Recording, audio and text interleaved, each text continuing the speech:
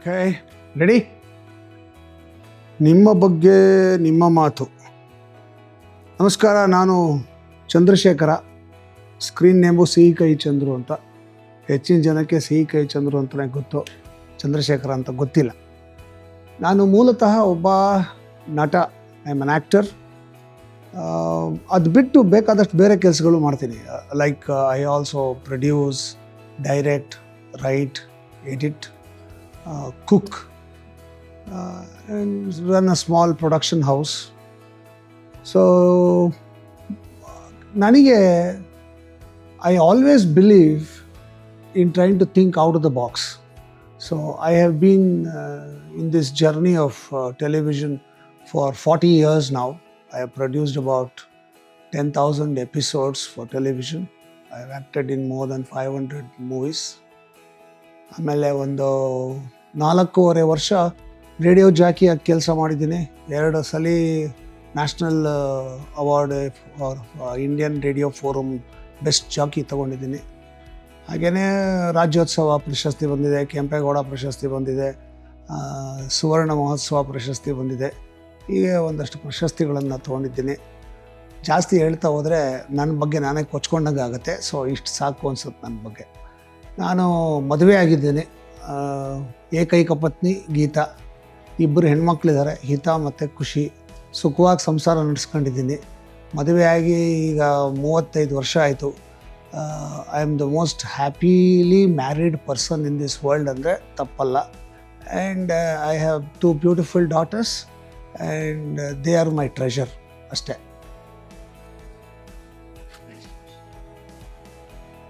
Please open the gift. ಎಲ್ಲಿದೆ gift? ಇದೇನಾ? Okay. Oh my god, ಇಷ್ಟು ಟೋಪಿಗಳು ನನಗೆ. ಒಟ್ಟಿನಲ್ಲಿ ನನಗೆ ಟೋಪಿ ಹಾಕಬೇಕು ಅಂತ ಡಿಸೈಡ್ ಮಾಡಿದ್ದಾರೆ. ರೈಟ್, ನಾವು ಒಂದೇ ಸಲಿಗೆ ಇಷ್ಟು ಟೋಪಿ ತೊಗೊಂಡಿದ್ದೇ ಇಲ್ಲ. ಬಟ್ ಏನಂದರೆ, ನನ್ನ ಬೋರ್ಡ್ ತಲೆಗೆ ಯಾವ ಟೋಪಿ ಹಾಕಿದ್ರೂ ಚೆನ್ನಾಗಿ ಕಾಣಿಸುತ್ತೆ. ಹಾಗಾಗಿ ಈ ಥರ ಟೋಪಿ ಹಾಕ್ಸ್ಕೊಳಕ್ಕೆ ನಾನು ರೆಡಿ. ರಿಯಲ್ ಲೈಫಲ್ಲಿ ಟೋಪಿ ಹಾಕ್ಸ್ಕೊಳಕ್ಕೆ ನಾನು ರೆಡಿ ಇಲ್ಲ. ಸ್ವಲ್ಪ ಹುಷಾರಾಗಿರ್ತೀನಿ. Okay, look at that. ಎಲ್ಲ ಟ್ರೈ ಮಾಡ್ಬಿಡ್ಲಾ?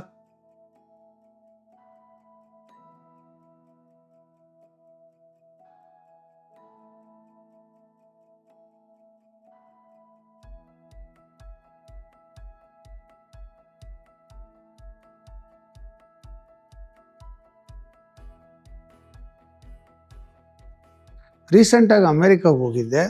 ಅಮೇರಿಕಾದಲ್ಲಿ ನನ್ನ ಸ್ನೇಹಿತ ಸತ್ಯಪ್ರಕಾಶ್ ಅಂತ, ಅವನು ಒಂದು ಟೋಪಿ ಕೊಡಿಸ್ತಾನೆ ನನಗೆ. ಕೊಡಿಸ್ಬಿಟ್ಟು, ನೀನು ಇದನ್ನು ತೊಗೊಂಡೋಗೋಕ್ಕಾಗಲ್ಲ, ಯಾಕಂದರೆ ಇದನ್ನು ಎಲ್ಲ ಕಡೆ ಹಾಕ್ಕೊಂಡು ಹೋಗೋಕ್ಕಾಗಲ್ಲ. ಇದೇ ಥರ ಒಂದು ಟೋಪಿ, ಲೆದರ್ದು, ತುಂಬ ಚೆನ್ನಾಗಿರೋದು. ನಾನು ಇಂಡಿಯಾಗೆ ತೊಗೊಂಬರ್ತೀನಿ, ಡೋಂಟ್ ವರಿ ಅಬೌಟ್ ಇಟ್ ಅಂತ ಹೇಳ್ದೆ.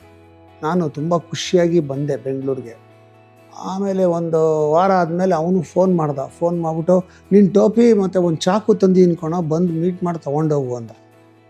ನಾನು ಕೆಲಸದಲ್ಲಿ ಎಷ್ಟು ಬ್ಯುಸಿಯಾಗಿದ್ದೆ ಅಂದರೆ ಅವ್ನು ಮೀಟ್ ಮಾಡೋಕ್ಕೆ ಆಗಲಿಲ್ಲ. ಅವನು ವಾಪಸ್ ಹೊಟ್ಟೋದ. ಇವಾಗ ಆ ಟೋಪಿ ಇಲ್ಲಿದೆಯೋ ಅಮೇರಿಕಾದಲ್ಲಿದೆಯೋ ಗೊತ್ತಿಲ್ಲ. ಸೊ ಅದ್ರ ಬದಲಿಗೆ ಇದು ಟೋಪಿ ಸಿಕ್ಕಿದೆ ಅಂತ ಅನ್ಕೋತೀನಿ. ನಾವು ಸಾಮಾನ್ಯವಾಗಿ ಡೈರೆಕ್ಟ್ ಮಾಡ್ಬೇಕಾರಲ್ಲ, ಟೋಪಿ ಹಾಕ್ಕೊಂಡೆ ಡೈರೆಕ್ಟ್ ಮಾಡೋದು. ಇದು ಒಂಥರ ಡೈರೆಕ್ಟರ್ಸ್ ಕ್ಯಾಪ್ ಇದ್ದಂಗಿದೆ ಇದು. ಯಾ, ಥ್ಯಾಂಕ್ ಯು. ಆಮೇಲೆ ಇದರ ಸಿಂಬಾಲಿಕ್ ರೀಸನ್ನು ಅದೆಷ್ಟು ನಿಜ ಅಂತ ಗೊತ್ತಿಲ್ಲ. ಬಟ್ ನಾನು ಹೇಳ್ದಂಗೆ maybe I have worn different hats. But ಪ್ರತಿಯೊಂದು ಹ್ಯಾಟ್ಗೂ ನಾನು ಏನು ವೇರ್ ಮಾಡಿದ್ದೀನಿ ಅದಕ್ಕೆ ಮರ್ಯಾದೆಯನ್ನು ಕೊಟ್ಟಿದ್ದೀನಿ. So that's it. Thank you very much for these gifts.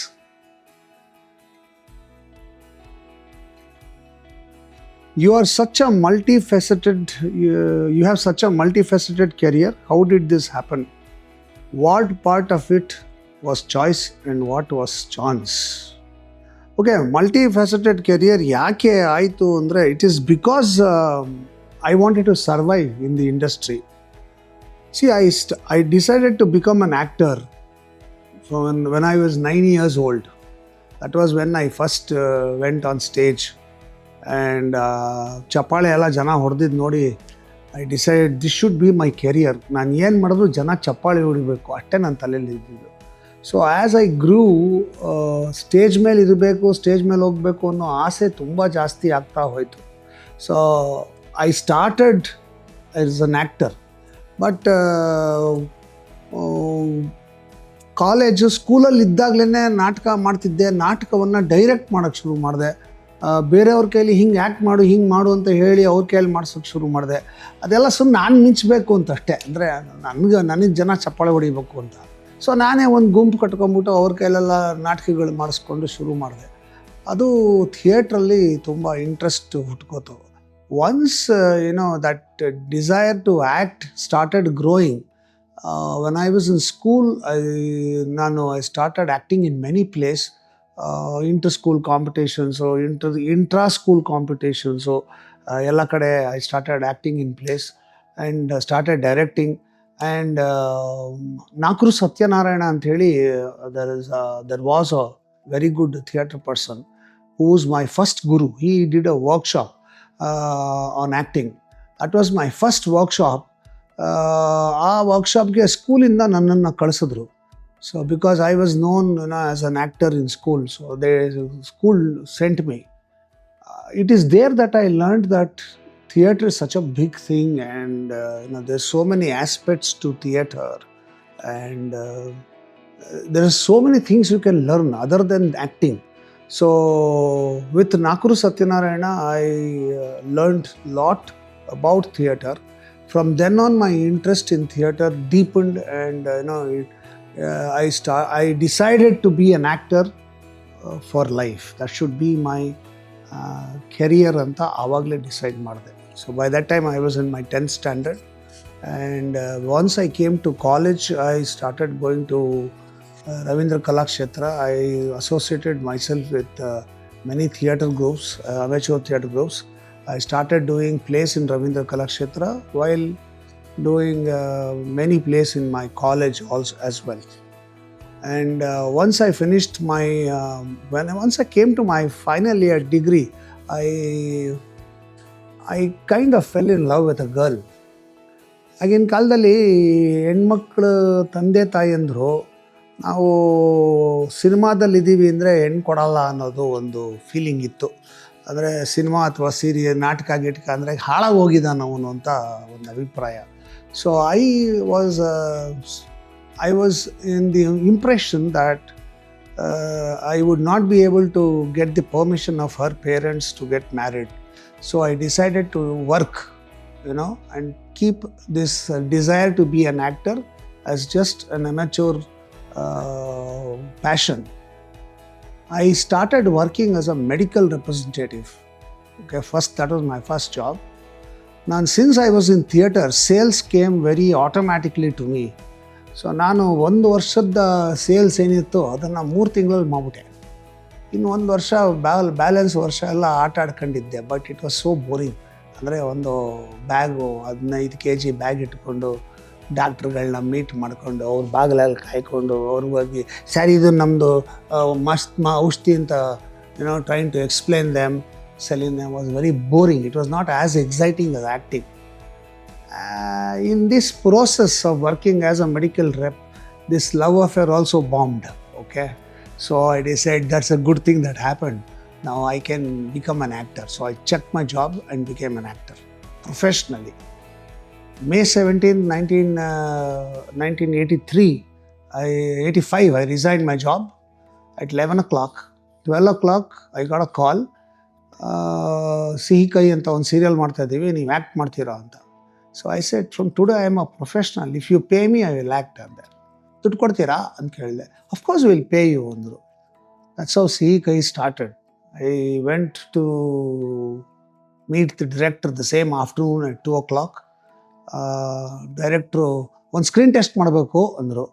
I did not know what is a screen test. I did not know what's a TV serial. I didn't know anything. I only knew to act. So I said okay, ಅದೇನು ಮಾಡ್ಬೇಕು ಹೇಳಿ ಅಂದೆ. ಒಂದು scene ಕೊಡ್ತೀವಿ, act ಮಾಡಬೇಕು ಅಂದರು. Okay ಮಾಡೋಣ ಅಂದೆ. Then I saw Geetha.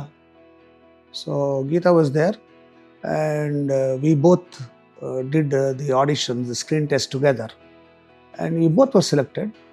And the next was that we shot the serial Sihi Kai. ಈ Sihi Kai serial ನಡೆಯೋ processಲ್ಲಿ it took about a year, it went on and on and on. And in this process, I fell in love with her. ಕಾಳು ಹಾಕ್ಕೊಂಡೆ. I proposed to her. She accepted. We decided to get married. Life again became very colorful. So my journey started as an actor. But cinema, television, ನನಗೆ ಆವಾಗ ತುಂಬ ಹೊಸ್ತು. And I found that as a career ಮಾಡಬೇಕು ಅಂದರೆ ಭಾಳ ಕಷ್ಟ as an actor. To get work and to be paid when you act was very difficult. I acted in 50 films to get my first payment. 50 cinema ಕಾಸಿಲ್ದಿರ ಕೆಲಸ ಮಾಡಿದ್ದೆ. ಆ ಸಿನಿಮಾಗಳು ಸಿಗೋದೇ ಭಾಳ ಕಷ್ಟ ಆಗ್ಬಿಟ್ಟಿತ್ತು. So survival became a very important thing for me. Then I decided I should learn other aspects of filmmaking and try to find a career for myself, earn money to survive. So I started working as an assistant director. I started working as an assistant art director. I started working as an assistant editor, assistant writer. I learnt all the other aspects of filmmaking and continued to act. So ಎಷ್ಟೊಂದು 50 cinema ಮಾಡಿದೆ, act ಮಾಡ್ತಾಯಿದ್ದೆ, ಅಸೋಸಿಯೇಟಾಗಿ ಕೆಲಸ ಮಾಡಿದೆ, ಎಲ್ಲ ಮಾಡಿದೆ. ಅದಾದಮೇಲೆ ನನಗೆ first ಸಿನಿಮಾಗೆ ಒಂದು ಪೇಮೆಂಟ್ ಅಂತ ಸಿಕ್ತು. From then life changed. Then I knew I can demand money for acting. So ಅಲ್ಲಿಂದ ಶುರು ಆಯಿತು. By that time I had evinced interest in direction, in production, in editing, in all the other aspects of filmmaking. So I decided I should have my own production company and produce programs.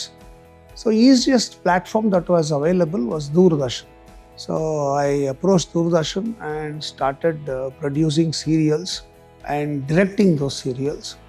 And ಒಂದು ಕಡೆ acting ನಡೀತಾ ಇದ್ರು, ಇನ್ನೊಂದು ಕಡೆ direction production ನಡೀತಾ ಇದ್ರಿಂದ ಬೇರೆ ಬೇರೆ ಥರದ್ದು ಪ್ರೊಡಕ್ಷನ್ ಮಾಡ್ಬೋದು ಅನ್ನೋದು ಗೊತ್ತಾಯಿತು. So I started doing documentaries, I started doing add films, I started doing corporate films. I worked for others and helped them in their production, worked as production manager for some very big stalwarts of India. ಅವರೆಲ್ಲ ಇಲ್ಲಿ production ಮಾಡೋಕ್ಕೆ ಬಂದಾಗ I would control their production, take care of their production. So I started working as a production controller, production manager, organising shootings for others, people like Jayant Kripalani, Meera Nair, ಇವರೆಲ್ರಿಗೂ ನಾನು ಇಲ್ಲಿ production handle ಮಾಡಿಕೊಡ್ತಾ ಇದ್ದೆ. In that process, I started growing as an actor, as a director, as a producer, and ನನ್ನ ಜೊತೆಗೆ ಒಂದಷ್ಟು ಜನ team ಕಟ್ಕೊಂಡು, ಕೆಲಸಗಾರನ ಇಟ್ಕೊಂಡು, ಆಮೇಲೆ ಅವ್ರ ಜೊತೆ ಕೆಲಸ ಮಾಡಿಕೊಂಡು I started growing. That's how I've been able to do that. And then I decided I should do something extraordinary which nobody has done on television. ದೂರದರ್ಶನಲ್ಲಿ ಸೀರಿಯಲ್ಗಳು ನಡೆಯೋದು, ಅದು ಬಿಟ್ಟರೆ ಟೆಲಿಪ್ಲೇಗಳು ನಡೆಯೋದು. At that time I decided I should do a talk show. So ಕನ್ನಡದ ಮೊಟ್ಟ ಮೊದಲ talk show ಸ್ಪಂದನ ಅಂತ ನಾನು direct ಮಾಡಿದೆ, ಪ್ರೊಡ್ಯೂಸ್ ಮಾಡಿದೆ. ಅದು 5 ಕ್ಯಾಮ್ರಾ ಇಟ್ಕೊಂಡು, ಒಂದು 100 ಜನ ಆಡಿಯನ್ಸು, ಆಮೇಲೆ ಪ್ಯಾನಲ್ ಎಲ್ಲ ಇಟ್ಕೊಂಡು, ಇವಾಗೇನು ಟಾಕ್ ಶೋ ರಿಯಾಲಿಟಿ ಶೋಸ್ ಬರ್ತಿದೆಯೋ ಅದನ್ನು ಆವಾಗಲೇ, ಅಂದರೆ 1990 ಇಸ್ವಿನಲ್ಲೇ ಅದನ್ನು ಮಾಡೋಕ್ಕೆ ಶುರು ಮಾಡಿದೆ. I was the first to do a talk show, a game show, ಎಲ್ಲ ಕನ್ನಡದಲ್ಲಿ ಮಾಡಿದ್ದು ನಾನೇ ಫಸ್ಟು. ಹಾಗೆಯೇ ಅಡುಗೆ ಕಾರ್ಯಕ್ರಮವನ್ನು ಮಾಡಿದೆ. The first cookery show on television ಮಾಡಿದ್ದು it was a chance, it was not a choice. Chance ಏನು ಅಂದರೆ, ನನ್ನ ಸ್ನೇಹಿತರು ಅವರು ಒಂದು ಪಾರ್ಟಿ ಕರೆದ್ರು, ಶ್ರೀ ಅಂತೇಳಿ, ಸುಂದರ್ ಶ್ರೀ ಅಂತ. ನಮ್ಮ ಮನೇಲಿ ಪಾರ್ಟಿ ಇಟ್ಕೊಂಡಿದ್ದೀನಿ, ಬಾ ಅಂತ ಕರೆದ್ರು. I said okay, I will come. You should get Geeta also.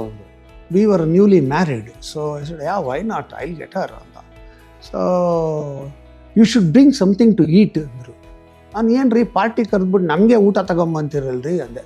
ನಾನು ಇದಕ್ಕೆ ಪಾಟ್ಲಕ್ ಪಾರ್ಟಿ ಅಂತ ಕರೀತಾರೆ, ಎಲ್ಲರೂ ಅವ್ರವ್ರ ಮನೆಯಿಂದ ತಿನ್ನಕ್ಕೆ ತಂದ್ಬಿಟ್ಟು ಜಾಸ್ತಿ ಐಟಮ್ಸ್ ಇರುತ್ತೆ, ಎಂಜಾಯ್ ಮಾಡ್ಬೋದು ಅಂದರು.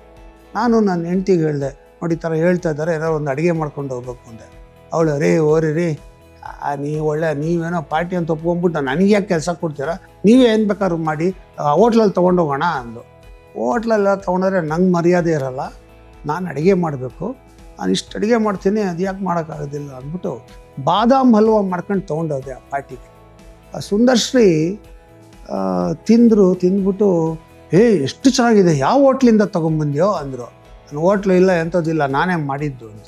ಬಾದಾಮ್ ಹಲ್ವ ಎಲ್ಲ ಮಾಡ್ತೀನಿ ನಾನು ಬೇಕಾದಷ್ಟು ಅಡುಗೆಗಳು ಮಾಡ್ತೀನಿ, ನೀವು ಅನ್ನಿ ಟೆಲಿವಿಷನ್ಗೆ ಒಂದು ಶೋ ಮಾಡೋಣ. ಆಕೆ ಪ್ರೊಡ್ಯೂಸರ್ ಆಗಿದ್ದರು. ಏನಿಲ್ಲ, ಒಂದು ಸೆಟ್ ಹಾಕೋದು, 3 ಕ್ಯಾಮ್ರಾ ಇಡೋದು, ಮೇಲ್ಗಡೆ ಒಂದು ಕ್ಯಾಮ್ರಾ ತೋರಿಸ್ತಾ ಇರೋದು, ಈ ಕಡೆ ಒಂದು ಕ್ಯಾಮ್ರಾ ಲಾಂಗ್ ಶಾಟು, ಒಂದು ಕ್ಯಾಮ್ರಾ ಕ್ಲೋಸ್ ಶಾಟು ಶೂಟ್ ಮಾಡ್ಬಿಟ್ಟು ಎಡಿಟ್ ಮಾಡಿ ಹಾಕ್ಬಿಡೋಣ. ಹೆಂಗೂ ಈ ಇದರೊಳಗೆಲ್ಲ ಈ ಮದುವೆ ಮನೇಲೆಲ್ಲ ಎಡಿಟ್ ಮಾಡೋದು ಇಟ್ಕೊಂಡಿರ್ತಾರಲ್ಲ, ಅದನ್ನೇ ಇಟ್ಕೊಂಡು ಅಲ್ಲೇ ಎಡಿಟ್ ಮಾಡಿಬಿಡ್ಬೋದು ಅಂತ. ಮಾಡ್ಬೋದು ಅನ್ನೋದು ಯಾಕಂತ ಇಮಿಡಿಯೇಟಾಗಿ ಸೆಟ್ ಹಾಕಿ ಒಂದು ಅಡುಗೆ ಕಾರ್ಯಕ್ರಮ ಮಾಡಿಬಿಟ್ಟೆ. ಅದು ಎಷ್ಟು ಪಾಪ್ಯುಲರ್ ಆಗೋಯ್ತು ಅಂದರೆ ಜನ ನನ್ನ ಆ್ಯಕ್ಟ್ರ್ ಅನ್ನೋದನ್ನು ಮರ್ತೋಗ್ಬಿಟ್ರು, ಅಡುಗೆಯವನು ಅಂದ್ಕೊಂಡ್ಬಿಟ್ರು. ನಾನು ಇದೇನೇ ಅದು ನನ್ನ ಐಡೆಂಟಿಟಿನೇ ಓಟಾಯ್ತಲ್ಲ ಅಂತ ಭಾಳ ತಲೆ ಕೆಟ್ಟೋಗ್ಬಿಟ್ಟು ಆ ಪ್ರೋಗ್ರಾಮ್ನ ನಿಲ್ಲಿಸ್ಬಿಟ್ಟೆ, ಬೇಡ ಅಂತ. ಎಲ್ಲರೂ ಬೈದರು, ಅಷ್ಟು ಪಾಪ್ಯುಲರ್ ಪ್ರೋಗ್ರಾಮ್ ಯಾಕೆ ನಿಲ್ಲಿಸ್ತೀಯ ಅಂದರು. ಚಾನ್ಸೇ ಇಲ್ಲ, ನಾನು ಆ್ಯಕ್ಟ್ರು, ಜನ ನನ್ನನ್ನು ಅಡುಗೆಯವನು ಅಂದ್ಕೊಂಡ್ಬಿಟ್ಟಿದ್ದಾರೆ. ಮದುವೆ ಮನೆಗೆ ಹೋದರೆ ಮೊದಲೆಲ್ಲ ಏನು ಸಾರ್ ಅಷ್ಟು ಚೆನ್ನಾಗಿ ಮಾಡಿದ್ರಿ ಆ ಸಿನಿಮಾದಲ್ಲಿ, ಅಯ್ಯೋ ಬಿದ್ದು ನಕ್ಕಿದ್ವಿ ಅಂತ ಹೇಳ್ತಿದ್ದವರು, ಇವಾಗ ಏನ್ರಿ ನೀವು ಬಿಸಿಬೇಳೆ ಬಾತ್ ನೋಡೋಕ್ಕಾರೆ ಬೇಳೆನೇ ಸಪ್ರೇಟಾಗಿ ಬಯಸ್ತೀರಾ, ಅನ್ನನೇ ಸಪ್ರೇಟಾಗಿ ಬಯಸ್ತೀರಾ ಅಂತೆಲ್ಲ ಕೇಳಿಸ್ಕೊಂಡ್ಬಿಟ್ಟಿದ್ದಾರೆ. ನನಗಾಗೋದಿಲ್ಲ ಇವೆಲ್ಲ, ನಾನು ಆ್ಯಕ್ಟ್ರು, ಬೇಡ ಅಂತ ನಿಲ್ಲಿಸ್ಬಿಟ್ಟೆ. ಆಮೇಲೆ ಅಫ್ಕೋರ್ಸ್ ಬೇರೆಯವರೆಲ್ಲ ಮಾಡೋಕ್ಕೆ ಶುರು ಮಾಡಿದ್ರು, but I started it then. So that was by chance. ಸುಮ್ಮನೆ ಹಂಗೆ ಹೇಳಿದ್ದು ಅದಾಗಿದ್ದು, ಮಿಕ್ಕಿದ್ದೆಲ್ಲ ಬೈ ಚಾಯ್ಸೇ, ಮಾಡಬೇಕು ಅಂತಲೇ ಮಾಡಿದ್ದು. ಆಮೇಲೆ even my game shows, talk shows ಎಲ್ಲ just to think out of the box. ನನಗೆ ಈ ಮದುವೆ ಮನೆಗೆ ಹೋದಾಗ 5-6 ಕ್ಯಾಮ್ರಾ ಇಟ್ಕೊಂಡು ಅವ್ರು ಎಡಿಟ್ ಮಾಡ್ತಾರೋದು ನೋಡಿನೇ ನನಗೆ ಥ್ರಿಲ್ಲು, ಇದನ್ನು ಯಾಕೆ ಟೆಲಿವಿಷನ್ಗೆ ಮಾಡಬಾರ್ದು ಅಂತ. ಸೊ ಹೊರಗಡೆ ಎಲ್ಲೂ ಸಿಗ್ತಾರಲ್ಲ ಅವ್ರನ್ನೇ ಹಿಡಿದು ಅದೇ ಥರ ಎಡಿಟಿಂಗ್ ಕಂಟ್ರೋಲ್ ತೊಗೊಂಬಂದು ಎಲ್ಲ ಮಾಡಿಬಿಟ್ಟು ಶುರು ಮಾಡಿದೆ. Then all these professions that I have done as an actor, producer, director, writer, all that has been by choice. It has not been by chance, except cooking show. That was by chance. Okay, all the rest was choice. ನಾನು ಮಾಡಬೇಕು ಅಂತಲೇ ಮಾಡಿದ್ದು, ಸರ್ವೈವಲ್ಗೆ ಅಂತಲೇ ಮಾಡಿದ್ದು. So I have been able to have such a multifaceted career. I have enjoyed every minute of it, and ನನಗೆ all I know is that I get up in the morning at 5 o'clock and I spend 1 hour for myself, and after that I start working, and I work till I sleep. I sleep at 2 o'clock, so almost 20 hours I work a day. So that's how I've been able to have a multifaceted career. Next question. In this wonderful journey of your career, what are the challenges you have faced as a man? How easy or difficult has it been to overcome? Okay, there are a lot of challenges I have faced. As a man ಅಂತ ನಾನು ಕೇಳಿದ್ರೆ ಅದು ಪರ್ಟಿಕ್ಯುಲರಾಗಿ ಅದನ್ನು ಹೇಳೋಕ್ಕಾಗಲ್ಲ. But every time it has been a challenge. Like for example as an actor, female ಒಬ್ಬ ಹೆಂಗಸಿಗೆ ಏನು challenges ಆಗುತ್ತೆ ನನಗೆ ಗೊತ್ತಿಲ್ಲ ಆಗಿನ ಕಾಲದಲ್ಲಿ. ಬಟ್ ಆ್ಯಸ್ ಅ ಗೈ, ಒಂದು ನನಗೆ ಬ್ಯಾಕ್ಗ್ರೌಂಡ್ ಇರಲಿಲ್ಲ. I did not have a godfather or a film family backing or a producer backing me or ಆ ಥರದ್ದೆಲ್ಲ ಏನೂ ಇರಲಿಲ್ಲ. But the only thing I knew was that I can do something, I can achieve something ಅನ್ನೋದು. So my life, my career started as a challenge only, and till date it has been a challenge. I don't say it was difficult. If you have the right perspective, if you have the right vision, if you are dedicated, if you are determined to achieve your vision, nothing is difficult. Everything is easy because you will find your way to achieve that. Of course, there will be failures. ನಾವು ಎಡಕ್ಕೆ ಬೀಳ್ತೀವಿ, but when you fall down, you should know how to get up and dust your pants and again start. So that has always been a challenge. Many times, I have also failed, but every time I failed, I knew what mistake I made, and I could overcome that mistake and achieve in the same department, same thing again. That is because I could get up and dust my pants and say, all right, let us do it. So that could happen because maybe it was easy for me because I was a man. Because our society, at least when I came into the industry, our society was very conservative. They were not encouraging people to come into this industry. ನಮಗೆ ನಮ್ಮ ಅಪ್ಪ ಅಮ್ಮನೇ ನಾನು ನಾಟಕ acting profession ತೊಗೊಳ್ತೀನಿ ಅಂದಾಗ ಮನೇಲಿ ತುಂಬ ದೊಡ್ಡ ಗಲಾಟೆ ಆಗಿತ್ತು. My father went to the extent of saying, ನೀನು ನನ್ನ ಮಗನೇ ಅಲ್ಲ, ನೀನು ಅದು ತೊಗೊಂಡ್ರೆ ಪ್ರೊಫೆಷನ್ನ ಅಂತ. But I said okay, I will do it, let us see, it's better to try and fail then not try at all. So I decided to do it, and I could face lot of ups and downs easily and overcome that. Now as a man, as a woman, ಆ ಥರ ಎಲ್ಲ ನಾನು ಯೋಚನೆ ಮಾಡೇ ಇಲ್ಲ. So I cannot say what are the challenge you faced as a man. There are challenges I faced. ನನ್ನ ಲೈಫಲ್ಲಿ ನನಗೆ ಆ ಡಿಸ್ಕ್ರಿಮಿನೇಷನ್ ಇಲ್ಲವೇ ಇಲ್ಲ. ನಾನು ನನ್ನ ಜೊತೆ ಕೆಲಸ ಮಾಡೋ ಹೆಣ್ಮಕ್ಳನ್ನ ಒಂದೇ ಥರ ಟ್ರೀಟ್ ಮಾಡ್ತೀನಿ, ಗಂಡು ಮಕ್ಕಳನ್ನ ಒಂದೇ ಥರ ಟ್ರೀಟ್ ಮಾಡ್ತೀನಿ. ಅದೇನು ವ್ಯತ್ಯಾಸನೇ ಗೊತ್ತಿಲ್ಲ ನನಗೆ. ಆಯ್ತಾ, ನಾವು ಸೂಟ್ ಕೇಸ್ ಎತ್ತಿಡಬೇಕು, ಹೆಣ್ಮಕ್ಳು ಸೂಟ್ ಕೇಸ್ ಎತ್ತಿಡಬೇಕು, ಅದೆಲ್ಲ ಏನು ನಮ್ಮಲ್ಲಿ ಡಿಫ್ರೆನ್ಸ್ ಇಲ್ಲ. ಸೊ ನನಗೆ ಅದು ಗೊತ್ತಿಲ್ಲ, as a man, as a woman ಏನಾಗುತ್ತೆ ನಂಗೆ ಗೊತ್ತಿಲ್ಲ. But challenges have always been there. Even now there is a challenge. Every time I do a production, I face lot of challenges, and I face them, and I find my means and methods to overcome that. Successful ಆಗಿ ಮಾಡಿದ್ದೀನಿ. Of course, yeah, as I told you, there have been failures, but failures has never deterred me from my vision. So that's it. Okay, next question. Father. ಇದು very interesting. ನಾನು ಇಬ್ಬರು ಹೆಣ್ಮಕ್ಕಳ ತಂದೆ.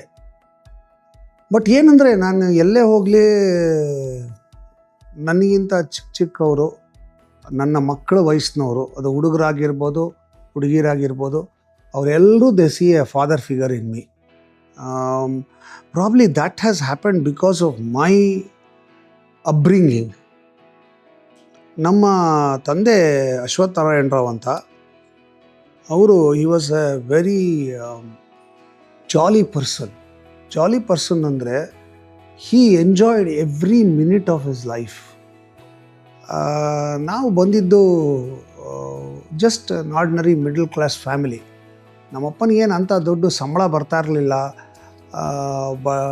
ಮನೆಯಲ್ಲಿ ಅಂಥ ಅದ್ಭುತವಾದಂಥ facilities ಎಲ್ಲ ಏನಿರಲಿಲ್ಲ. ನಮ್ಮ ಮನೇಲಿ ಯಾವಾಗಲೂ ನಗು, ಸಂಗೀತ ತುಂಬಿತ್ತು. My father was such a jolly man that he would just make everybody laugh around him, and he would keep up the spirits of everybody. ಯಾರನ್ನೂ ಬೇಜಾರಾಗಿರೋದಕ್ಕೆ ಬಿಡ್ತಾನೆ ಇರಲಿಲ್ಲ ನಮ್ಮಪ್ಪ. ಅದು ನಮ್ಮ ಮಕ್ಕಳನ್ನ ಬಿಡು, even his brothers, sisters, and my cousins, all of them would enjoy my father's company because he was so jovial. And probably that influenced me a lot. Even my elder brother, we both were highly influenced by him. Nanna tamma, I have an younger brother. He is also jolly, but ಅವನು ಸ್ವಲ್ಪ ಸ್ಟೂಡಿಯಸ್ಸು, ಸ್ವಲ್ಪ serious ಅದೆಲ್ಲ.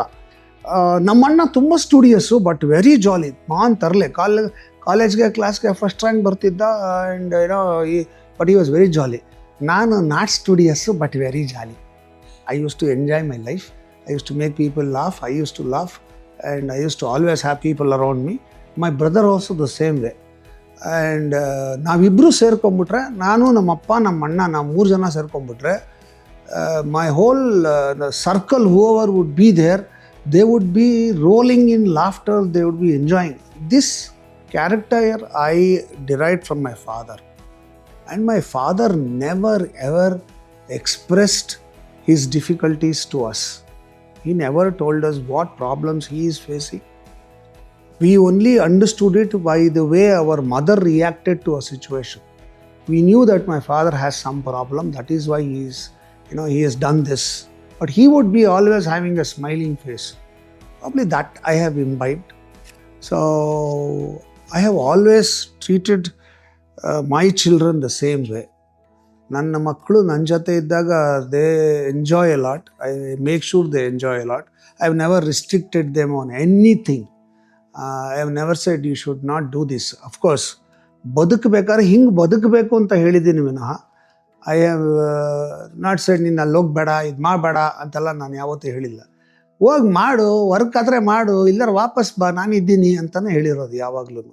So even when they decide to take their careers or study, I allowed them to study whatever they want to study. I never said you should be an engineer, you should be a doctor. ಆ ಥರ ನಾನು ಏನು instructions ಹಾಕಲಿಲ್ಲ. So whatever they have done is their choice. I have ensured that. And if they have succeeded in their decision, I am very happy. If they have not succeeded, I have always asked them to come back and start all over again, and I have supported them. And that I have done with many others also, not only my children. So ನನಗೆ ತುಂಬ ಜನ ಅಪ್ಪ ಅಪ್ಪ ಅಂತ ಕರೀತಾರೆ.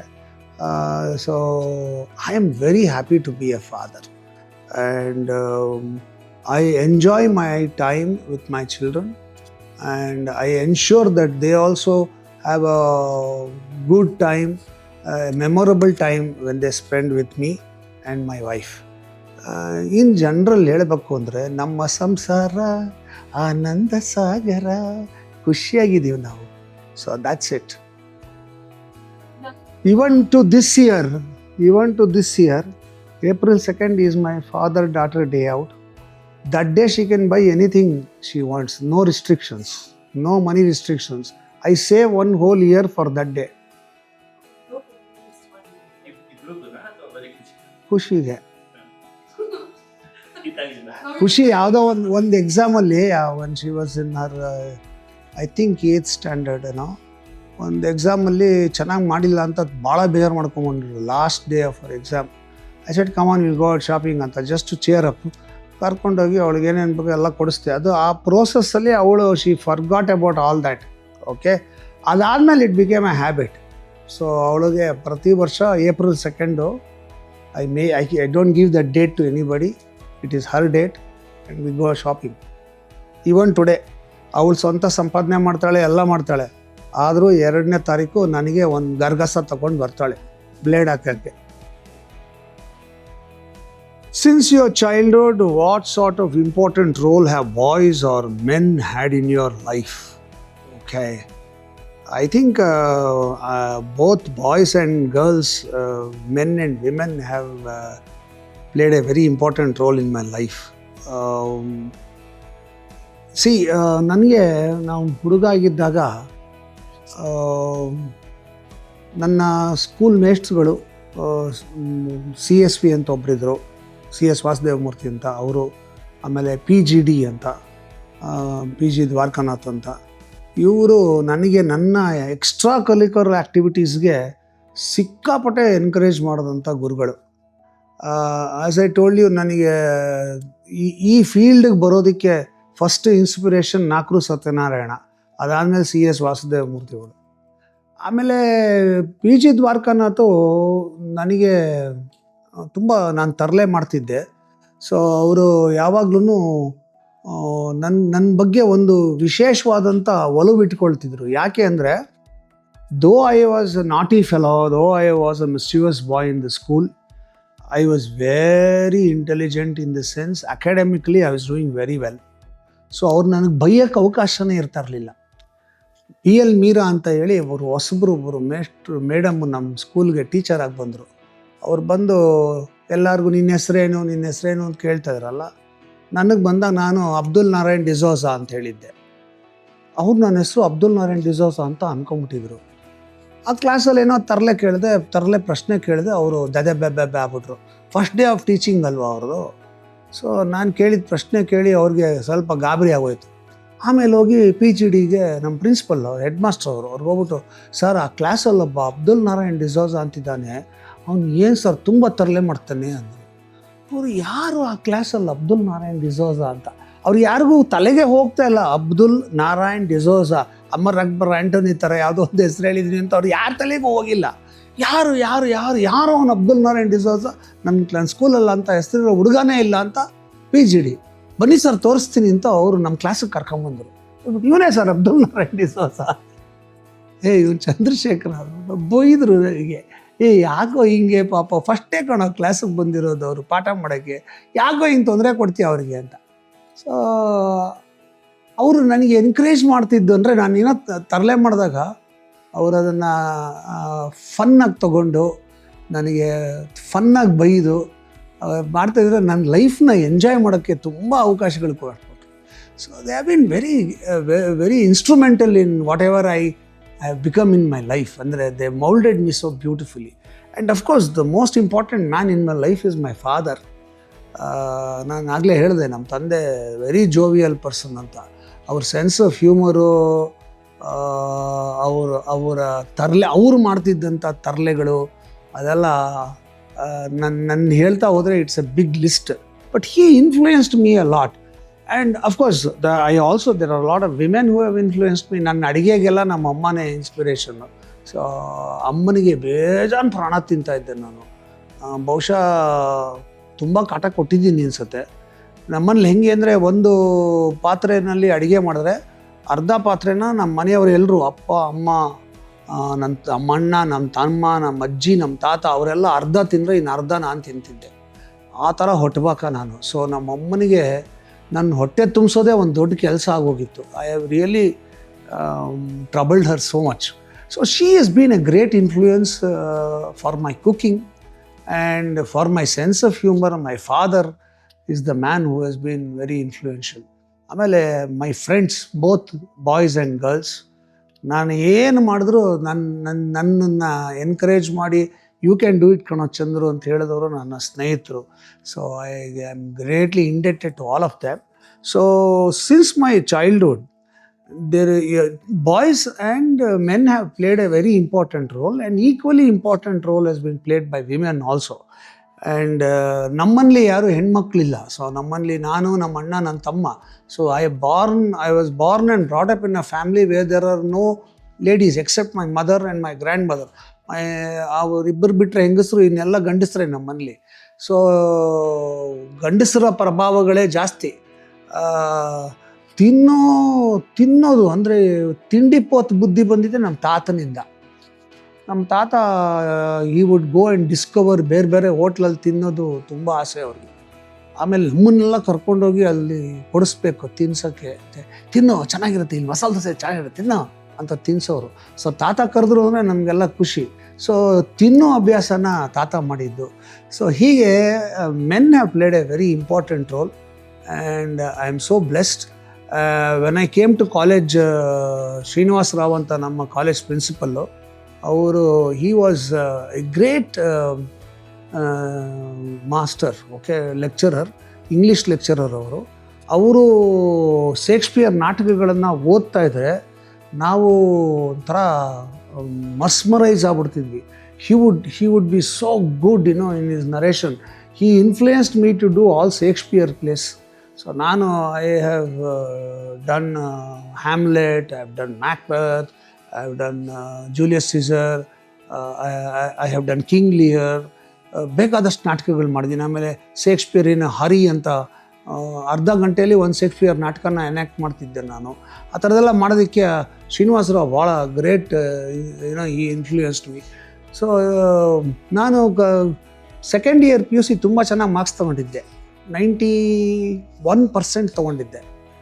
ಆದರೆ 92%ಗೆ textile engineering seat ಸಿಗಲಿಲ್ಲ ನನಗೆ. ಅದು ಒಂದೇ ಸೀಟಿಗೆ ಅಪ್ಲೈ ಮಾಡಿ, ಯಾಕಂದರೆ ನಮ್ಮಪ್ಪ ಟೆಕ್ಸ್ಟೈಲ್ ಇಂಜಿನಿಯರ್ ಅಂದ್ಬಿಟ್ಟು ನಂಗೆ ಹೇಳಿದ್ರು ಅದಕ್ಕೆ ಅಪ್ಲೈ ಮಾಡು ಅಂತ. ಅಪ್ಲೈ ಮಾಡಿದ್ದೆ, ಸೀಟ್ ಸಿಗಲಿಲ್ಲ. ಯಾವಾಗ ಅದು ಸೀಟ್ ಸಿಗಲಿಲ್ಲ, ಬಿಡಿ ಏನು ಓದಿದ್ರು ಸರಿ, ಓದದೇ ಇದ್ರು ಸರಿ ಅಂತ ನಾನು. ನಮ್ಮಪ್ಪ ಗಲಾಟೆ ಮಾಡಿ ನನಗೆ ಕಾಲೇಜಿಗೆ ಸೇರಿಸಿದ್ರು. ಸೊ 3 ವರ್ಷ ಕಾಲೇಜ್ ಡಿಗ್ರಿ ಓದಿದೆ. ಆ 3 ವರ್ಷದಲ್ಲಿ 3 ಪೀರಿಯಡ್ ಅಟೆಂಡ್ ಮಾಡಿದ್ದೀನಿ ಅಷ್ಟೇ. ವರ್ಷಕ್ಕೆ 1 ಪೀರಿಯಡು. ಇನ್ನು ಮಿಕ್ಕಿದ್ದೆಲ್ಲ ನಾನು ಕಾಲೇಜ್ ಹೊರಗಡೆ ಮೋರಿ ಹತ್ರ ಒಂದು ಕಟ್ಟೆ ಇತ್ತು, ಆ ಕಟ್ಟೆ ಮೇಲೆ ಕೂತ್ಕೊಂಡೇ ಕಳೆದಿರೋದು.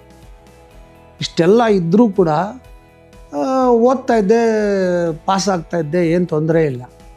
ನಮ್ಮ ಮೇಡಮ್ ಒಬ್ಬರಿದ್ದರು, ಅವರು ನೀನು ಯಾತಕ್ಕೋ ಫೇಲ್ ಆಗ್ತೀಯ, ಎಕ್ಸಾಮ್ ಯಾಕೆ ತೊಗೋತೀಯ ಅಂತೆಲ್ಲ ಬೈದಿದ್ರು ನನಗೆ. Mathematics lecturer. ನಾನು 36 ಮಾರ್ಕಿಗೆ ತಯಾರಾಗಿ ಹೋಗಿದ್ದೆ, 3 ಪ್ರಶ್ನೆ ಆನ್ಸರ್ ಮಾಡೋಕ್ಕೆ ಎಕ್ಸಾಮ್ಗೆ. So I got 36 out of 36, 100% student ನಾನು. ಓಕೆ, ಆವಾಗ ಅವರು ನಾನು ಬೈದರು ನಂಗೆ. ಅವರು ನೀನು ಫೇಲ್ ಆಗೋ ಹುಡುಗ, ನೀನು ಹೆಂಗೋ ಪಾಸ್ ಆಗ್ಬಿಟ್ಟಿದ್ಯಾ ಅಂತ. ನಾನು ಹೇಳಿದೆ ನೆಕ್ಸ್ಟ್ ಇಯರು ನಾನು I will take good marks ಅಂದ್ಬಿಟ್ಟು ಇನ್ನೊಬ್ಬರು ಮೇಸ್ಟ್ರು ಮ್ಯಾಥಮೆಟಿಕ್ಸ್ ಲೆಕ್ಚರರ್ ಹತ್ರ ಹೋದೆ, ದಯವಿಟ್ಟು ನಂಗೆ ಪಾಠ ಮಾಡಿ. ಸೊ ಅವ್ರ ಮನೆಗೆ ಪಾಠ ಮಾಡೋಕ್ಕೆ ಹೋದೆ. ಅವರು ಈ ಲಿಟ್ರಲಿ ಲಕ್ಷ್ಮಣ್ ಅಂತ, he changed me a lot and my perspective about education ಭಾಳ ಚೆನ್ನಾಗಿ ಚೇಂಜ್ ಮಾಡೋರು. ಅವಾಗ ನನಗೆ ಇಂಟ್ರೆಸ್ಟ್ ಹೊಟ್ಟೋಗಿತ್ತು. ಅಂದರೆ because I didn't get a seat, engineering ಸಿಗಲಿಲ್ಲ ಅಂದಾಗ ಇಂಟ್ರೆಸ್ಟ್ ಹೊಟ್ಟೋಗಿತ್ತು ಓದೋದ್ರಿಗೆ. But he inspired me to study. Final year ಡಿಗ್ರಿನಲ್ಲಿ I stood second for the college also because of him. So men have played a very important role. And ನನಗೆ ಯಾವಾಗಲೂ ಅಷ್ಟೇ, ಇವಾಗಲೂ ಅಷ್ಟೇ, ನನ್ನ ಲೈಫಲ್ಲಿ ವಿಮೆನ್ನೇ ಜಾಸ್ತಿ ಇವಾಗ ನನ್ನ ಮೇಲೆ ಇನ್ಫ್ಲೂಯೆನ್ಸ್ ಮಾಡ್ತಿರೋದು. ನನ್ನ ಹೆಂಡತಿ, ನನ್ನ ಇಬ್ಬರು ಮಕ್ಕಳು, ನಮ್ಮಮ್ಮ. I am a minority in the house, see. So ಈಗ more influence by women, not by men. So that's what it is.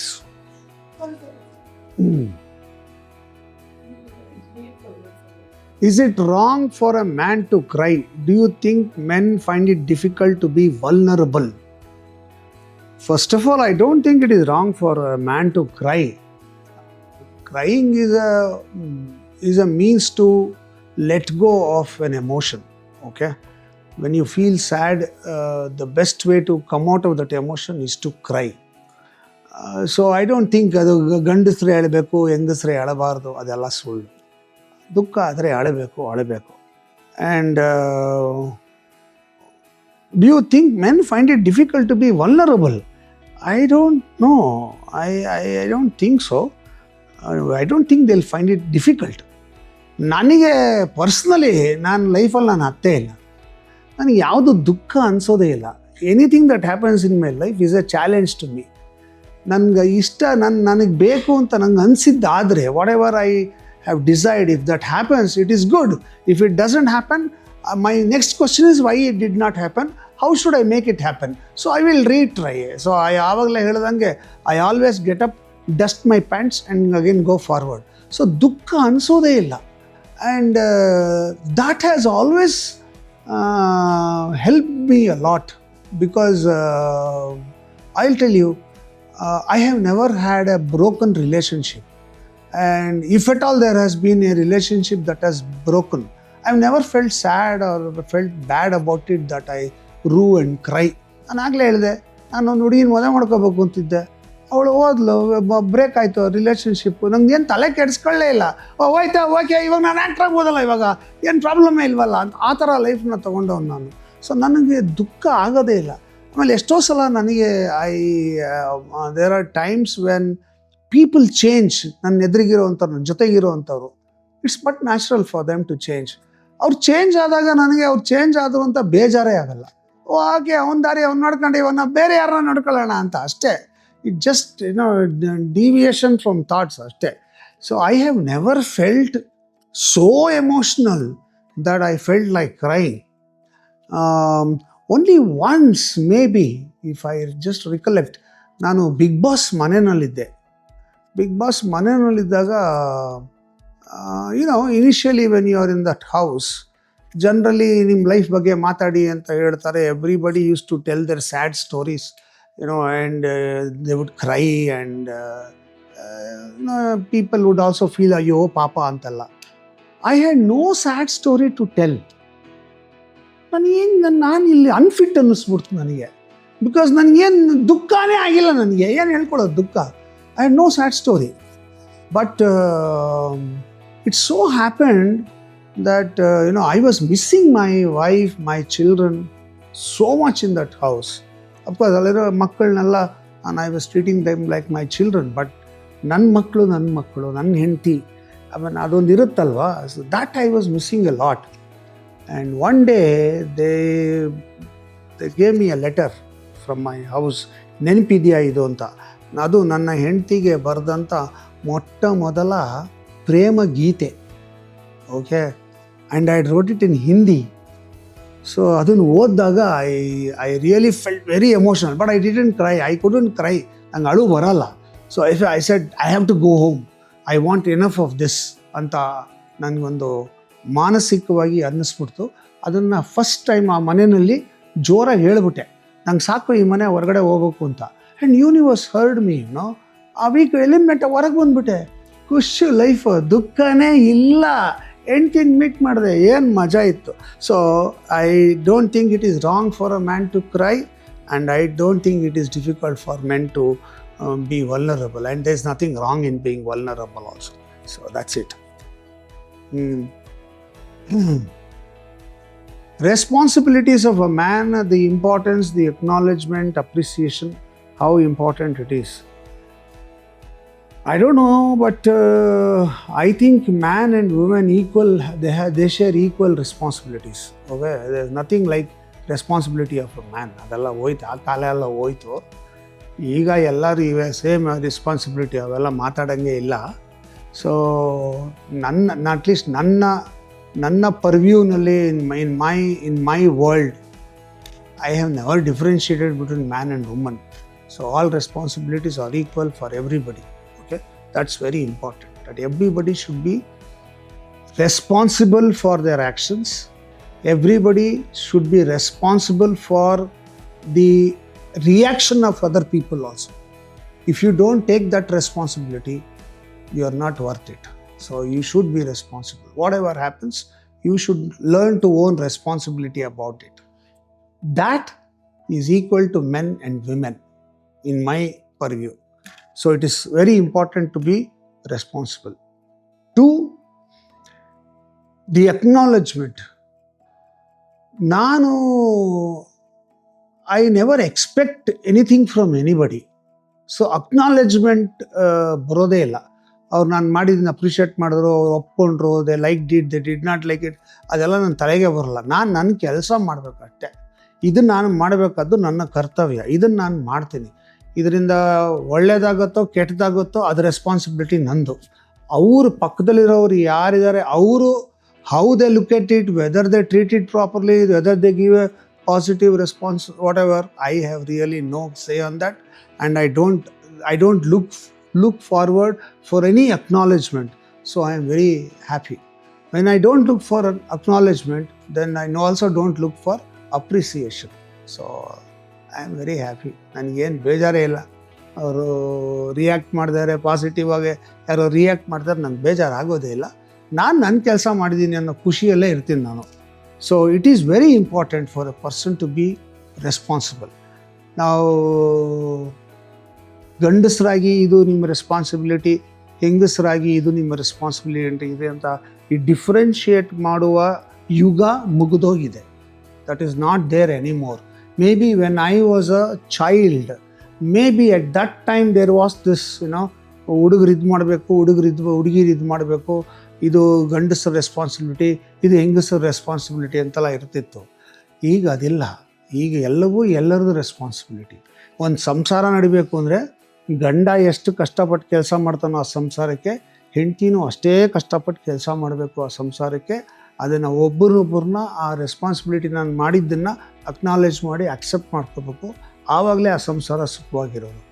And personally I have always valued whatever my wife and daughters have done, and they have all valued what I have done.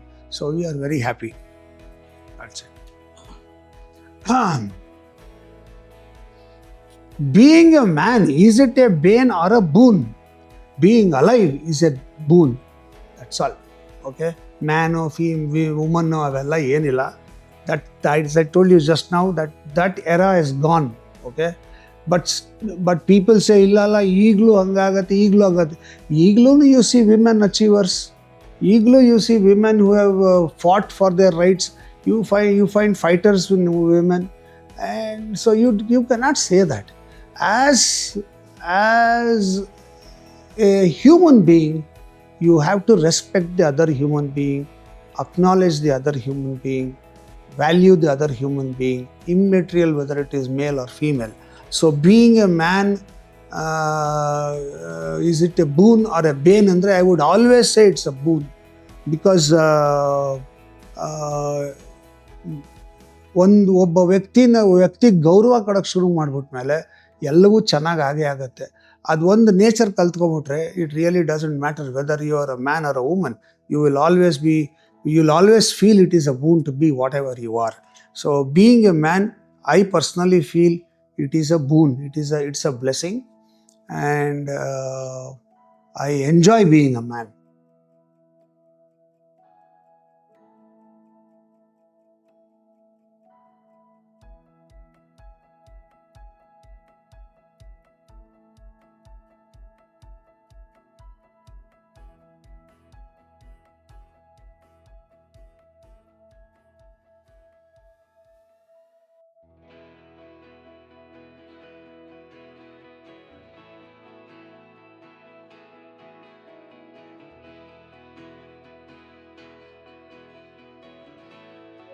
I have no answer for that. ಏನಂದ್ರೆ,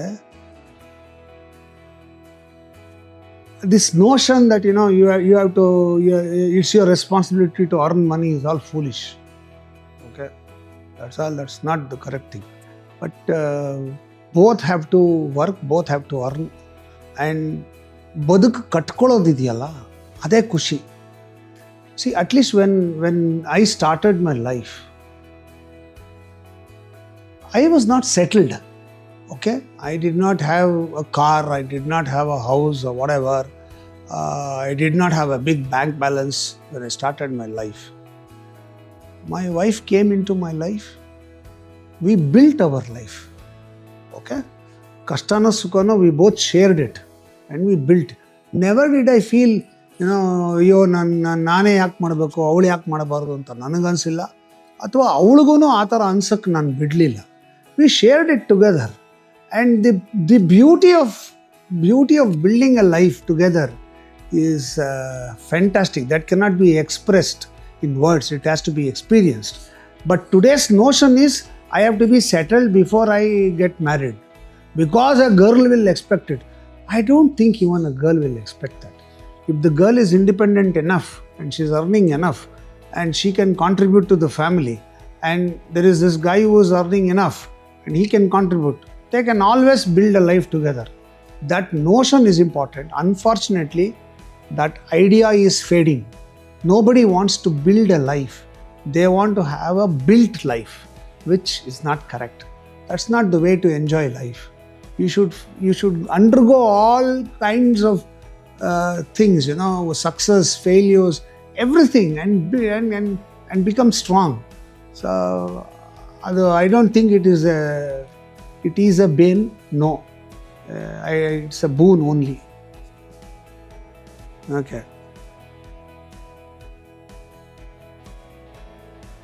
What is the biggest flaw in most men these days, according to you? There is a big flaw in everybody in the present generation. More so men. They try to compete with women. That is a big flaw. You should never compete. You compete with yourself. You better yourself. You compete with yourself. This year, if I have earned 1 lakh rupees, next year I should earn 1.2 lakhs. that should be your competing with yourself. But the problem is now, because women are becoming more and more independent, women are being entering every fields, every profession, men try to compete with them, which is wrong. They have their right to do whatever they have to do, they want to do. So you should accept that, and you should never compete with them. You better yourself, then naturally you will get whatever you want. That's what I feel, and that is the major flaw today that I find in men. And lot of distraction for men. But what I mean by distraction is, not, I don't say woman is a distraction, but I would definitely say their vices are distractions. Okay, so I think men are getting prone to lot more vices than what they were earlier. That is also destroying them. So I think a man has to be more careful about that. He should compete with himself. He should not compete with the woman. So that is my opinion about this. Your thoughts and words for young boys and men out there. Oh, there are so many things I want to tell young boys. Madalnedagi, never take failure as a negative thing. Okay, you are bound to fail. If you don't fail, you will not succeed. Okay, you are bound to fail in whatever you do. Be ready for that. Okay, don't ever take that negatively. You always take it as a challenge. If you fail this time, you should get up, dust your pants, and try again and win. When you dust your pants, you should understand what mistakes you made to fail. And those mistakes you have to cover up and succeed. This applies for both boys and girls. But of late I find boys or young boys can't accept failure. This is leading them to go astray. I think that's one single thought I want to tell them. Second, there is no alternative to hard work. Okay, ಈಗಿನ ಪೀಳಿಗೆ ಹುಡುಗರು, I have seen they don't want to put effort, they don't want to struggle, they don't want to work hard, they want everything easy. Whereas women, girls are ready to work hard. That is why they are finding more opportunities. You are taking it the wrong way. You are not ready to work hard. That is your problem. So I think you should put effort in whatever you do, whatever profession you are in. ಏನೇ ಕೆಲಸ ಮಾಡಿ ಆ ಕೆಲಸದಲ್ಲಿ ಶ್ರದ್ಧೆ ಇಲ್ಲದೆ ಹೋದರೆ, ಶ್ರಮ ಇಲ್ಲದೆ ಹೋದರೆ, ಶಿಸ್ತಿಲ್ಲದೆ ಹೋದರೆ, you will definitely fail. So you have to have dedication, you have to have determination, you have to have discipline. If not, you will fail. So I find girls have this a lot because they are always trying to contribute. Men are not trying to contribute. That is the whole problem. So if you have to contribute, you have to really work hard. So that is my thought or words for young boys. Okay, wish. I don't know what is this wish, whether do I have a wish or should I wish somebody? First and foremost, I don't have any wish. Okay, I take a day by itself, and today is important for me. I don't think of tomorrow, so I have no wishes. Today I should do whatever is there, I should enjoy, I should do well. That is all that my concern is.